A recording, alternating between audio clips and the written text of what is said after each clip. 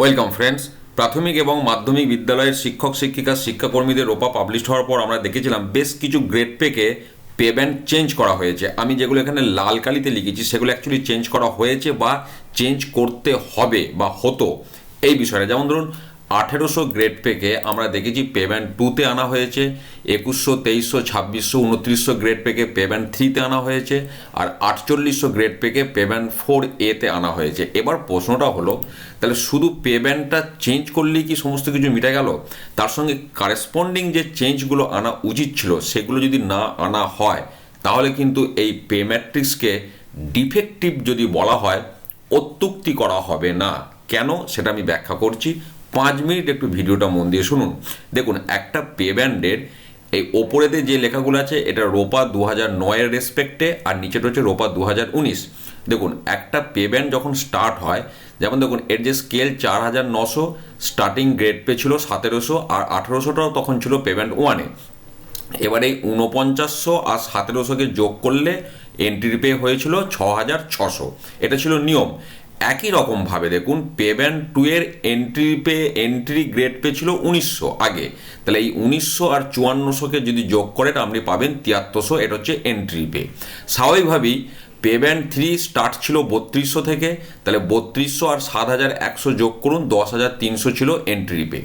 আবার pay band 4 স্টার্টিংয়েই 4400 grade pay ছিল, তাকে 9000 যোগ করুন, 13400। একই রকম পে ব্যান্ড 4-এ 15600 ছিল স্টার্টিং স্কেল, তার সঙ্গে 5400 যোগ করুন, আপনি পাবেন 21000। এইটা ছিল এন্ট্রি পে, পে ব্যান্ডের এন্ট্রি পে বের করার নীতি।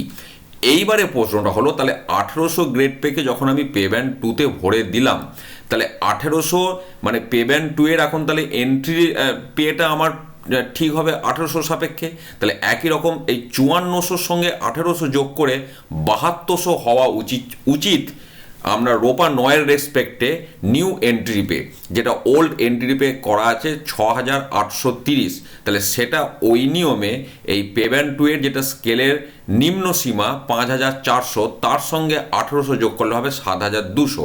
একই রকম পে ব্যান্ড 3-র ক্ষেত্রে দেখুন স্কেলের যেটা নিম্ন সীমা 7100, আর এখানে 2100 থেকে স্টার্টিং করা হচ্ছে, তাহলে 2100-র এন্ট্রি পে 7680 না করে 2100-র এন্ট্রি পে করা উচিত 7100 প্লাস 2100 মানে 9200।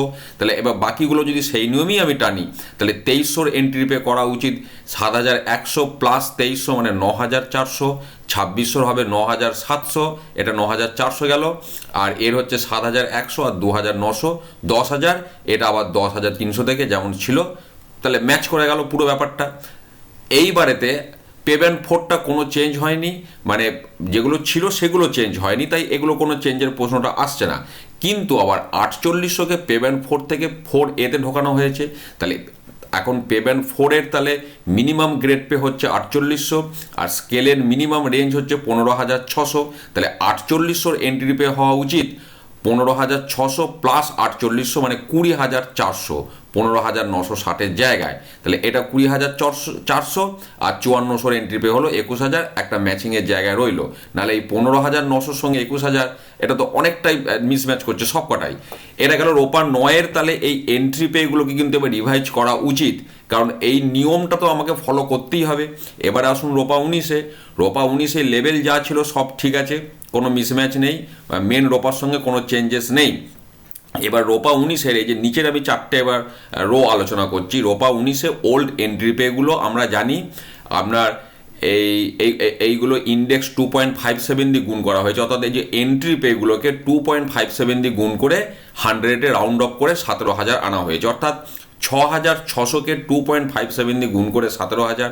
একই রকম এখানে 6830-কে 2.57 দিয়ে গুণ করে আনা হয়েছিল 17600। তাহলে এখন 7200 আমার নিউ এন্ট্রি পে রোপা 9-এর রেসপেক্টে করা উচিত। তাহলে একে 2.57 দিয়ে গুণ করলে তাহলে লেভেল 2-এর নতুন এন্ট্রি পে হওয়া উচিত পে ম্যাট্রিক্সে 18500, যেটা পে ম্যাট্রিক্সে এন্ট্রি পে আছে 17600।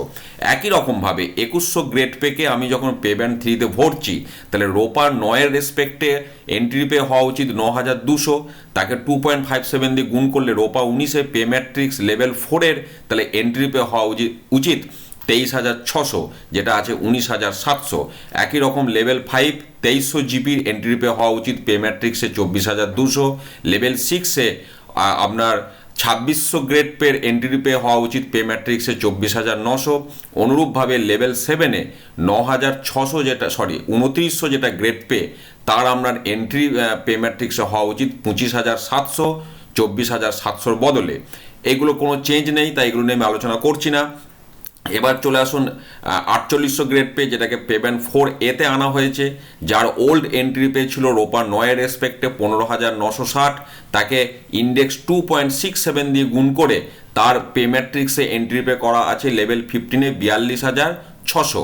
এবার রোপা 9-এর তাহলে এন্ট্রি পেটাকে রিভাইজ করা উচিত, যেটা আমি আগের সিস্টেমে বললাম, রিভাইজ করলে হবে 20,400। তাকে যদি আমি 2.67 দিয়ে গুণ করি, তাহলে আপনার লেভেল 15-এর পে ম্যাট্রিক্সে এন্ট্রি পে করা উচিত কিন্তু 54,500, যেটা 42,600 থেকে অনেকটাই ডিফার করছে।